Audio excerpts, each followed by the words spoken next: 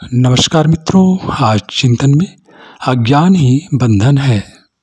दृढ़ इच्छा शक्ति, सदुद्देश्य और परमात्मा के भरोसे पर मनुष्य के सभी कार्य सिद्ध हो जाते हैं।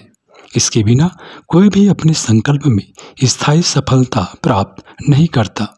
जो मनुष्य अपने जीवन में सफल होने की इच्छा करता है, वह अपनी इसी शक्ति को चैतन्य करने की चेष्टा करे और उसे सन्मार्ग में लगाए, तो निसंदेह अपने लक्ष्य में सिद्धि प्राप्त कर सकेगा।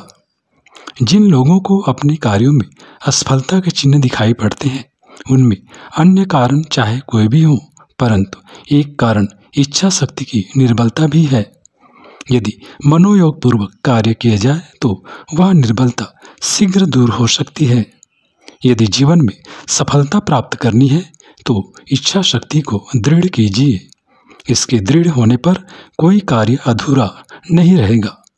कार्य में विघ्न आना भी स्वाभाविक है, उनसे घबराना नहीं चाहिए। मनुष्य जीवन कठिनाइयों से भरा हुआ है और वे कठिनाइयां भी प्रयत्नपूर्वक ही दूर हो जाती हैं। कुछ भाग्यवादी लोग भी अपने उद्देश्यों में सफल नहीं हो पाते। उनका विचार है कि सफलता भाग्य पर निर्भर है, परंतु यह दलील भ्रमपूर्ण तो है ही, मनुष्य को सदा के लिए बेकार कर देने वाली है। आपको भूख लगी है, भोजन सामने रखा है, परंतु हाथ न लगाएंगे तो मुख में किस प्रकार पहुंचेगा। अज्ञान ही सबसे बड़ा बंधन है। इसी के पास में जीव बंधा हुआ है। माया और अविद्या एक ही वस्तु के दो नाम हैं। जिस माया के वशीभूत होकर प्राणी कुकर्म करता और निविड़ बंधनों में जकड़ा व भवसागर में डूबता उतराता रहता है, वह और कुछ नहीं, अज्ञान एवं भ्रम मात्र ही है। अपने स्वरूप के संबंध में, अपने अस्तित्व के संबंध में हम सबको भारी भ्रम है। कहने को शरीर और आत्मा को भिन्न माना जाता है, पर व्यवहार में शरीर ही आत्मा, शरीर ही सर्वस्व बना रहता है और जीव शरीर के लिए अपने आप को भयानक अंधकार में, भविष्य में डाल लेता है।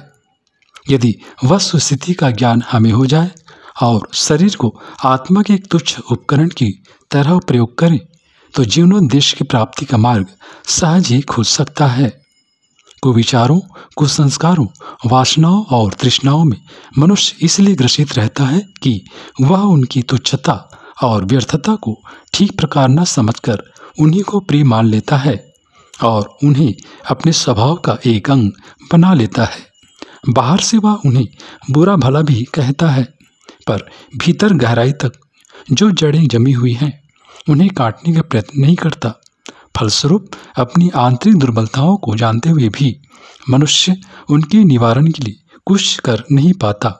मित्रों, ज्ञान के समान पवित्र इस संसार में और कुछ नहीं है।